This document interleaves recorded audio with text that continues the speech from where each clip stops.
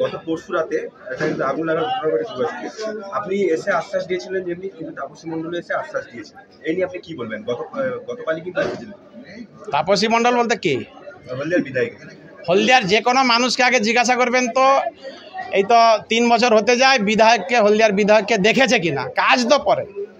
হলদিয়ার বিধায়কের নাম জানে কিনা অর্ধেক লোক আমার তো মনে হয় জানে না। তো যারা মিথ্যার উপর দাঁড়িয়ে আছে, যে দল, যে নেতা নেত্রীরা, গদ্দার অধিকারীরা, তো এদের আর বিজেপি ওয়াশিং মেশিনের কথা আমি আর কি বলবো। আর তো মিথ্যার উপর দাঁড়িয়ে যা কথা মুখ থেকে বেরোবে সবই মিথ্যা কথা।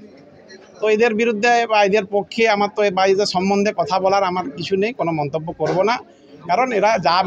আমি হার্ডিনসোল আমার পক্ষ থেকে বর্তমান সময়ে তো নির্বাচন বিধিতে আমরা কিছু দেব, এটা একটা অন্য বার্তা যাবে। তবে আমি ব্যক্তিগতভাবে চেষ্টা করব এদের পাশে থেকে সহযোগিতা করার, এবং আগামী দিনে যাতে এরা এখানে দোকানদানি আবার করে এবং সুস্থভাবে তাদের রুজি রুটি চালাতে পারে, পরিবার তাদের বাঁচাতে পারে, আমি তার জন্য চেষ্টা করব।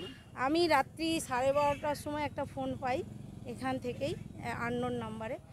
তো ফোন পাওয়ার পরে আমি সঙ্গে সঙ্গে খবর নিয়ে আমাদের এখানে যারা আমার সংগঠনের ছেলেরা আছে তাদের ফোন করি, এবং তারা তৎক্ষণাৎ তারাও এসেছিল আমাকে জানায়, এবং আমি তাদের মুখ থেকেই জানতে পারি এবং কি পজিশান। এটা কতগুলো দোকান আমি তো এখন গুনে দেখিনি, এখানে যারা আছেন তারা বলতে পারবে, এবং কার দোকান তাদের নাম ঠিকানা সহ তাদেরকে আমি বলেছি। মিউনিসিপ্যালিটি এবং আমাদের দেখুন, দুর্গাচকে যে দোকানঘরগুলি পুড়ে গিয়েছে সে ব্যাপারে আমরা অত্যন্ত দুঃখিত, বেদনাহত, এবং আমরা সমব্যথী তাদের সঙ্গে। আমরা জানি যে এই ব্যাপারে প্রশাসনিকভাবে যা যা করার প্রশাসন করছেন, আর এখন সমস্ত ঘটনাগুলি নির্বাচন কমিশনারের আওতাধীন বলে সেখানে আলাদা করে কারোর কোনো রকম কিছু করার নেই। কিন্তু আমরা দেখলাম যে এখানে স্থানীয় যিনি বিধায়ক তিনি দৌড়ে চলে এসেছেন সমবেদনা জানানোর জন্য। আমরা জানতে চাই যে যখন মহামারী হয়েছিল, করোনার সময় ওনাকে একদিনও দেখা যায়নি, ছিলেন না। আমাদের আমফানের সময় উনি একদিনও ছিলেন না।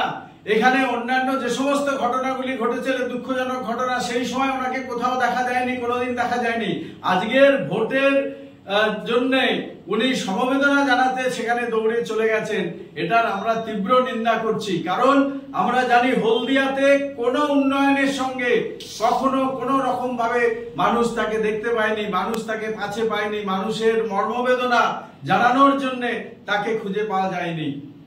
আজকে আমরা এদের সঙ্গে চিরদিন ছিলাম, আছি এবং আমরা থাকব। নমস্কার, শিবনাথ সরকার, সাধারণ সম্পাদক, তমলুক সংসদীয় জেলা তৃণমূল কংগ্রেস কমিটি।